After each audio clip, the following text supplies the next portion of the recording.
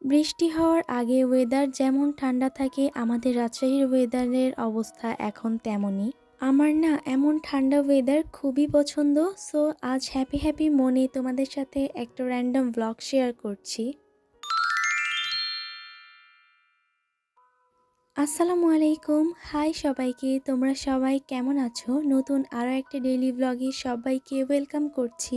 আমার আজকের ভিডিওটা না একটু উল্টাপাল্টা হয়ে গেছে, মানে কোনটার পরে কোনটা সাজাবো, কি ভিডিও দেব বুঝে উঠতে পারছিলাম না। আমার মনে হয় প্রতিটা ডেইলি ব্লগারেরই এমন অবস্থা, প্রতিদিন কি ভিডিও দিবে একই রকম ভিডিও হয়ে যায় দিতে দিতে। যাই হোক, এখানে আমি একটু পড়ার প্রিপারেশন নিচ্ছিলাম। পানি ঢেলেছি, বাট পানি অর্ধেক ফেলেও দিয়েছি টেবিলে, এখন আবার সেটা ক্লিন করে নিচ্ছি। আমার সাথেই কেন জানি সবসময় এমন হতে থাকে। তারপরে এই তো আমি কিছুক্ষণ একটু স্টাডি করে নিলাম, দেন আমি রেডি হতে চলে আসি। আমি রেডি হই মাত্র দুইটার প্রোডাক্ট দিয়ে, আর সেখানে থাকে পন্ডস স্নো মাস্ট, কারণ এটা আমার খুবই পছন্দের। স্নোটা আমার ফেসে স্মুথলি স্যুট করে, একদম মিলিয়ে যায়, এই কারণে আমি এটা অলওয়েজ ইউজ করি।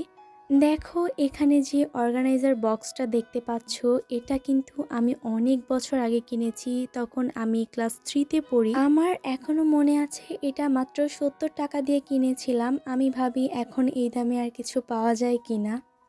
পন্ডস স্নো অ্যাপ্লাই করার পরে আমি পন্ডসের এই ফেস পাউডারটা ইউজ করি, অ্যান্ড দেন আমার রেডি হওয়া কমপ্লিট। এখন আমি চলে যাব। কোথাও যাচ্ছি, ওয়াচ আর রিং পরবো না তা তো কখনোই হয় না, এটা আমার পরাই লাগবে।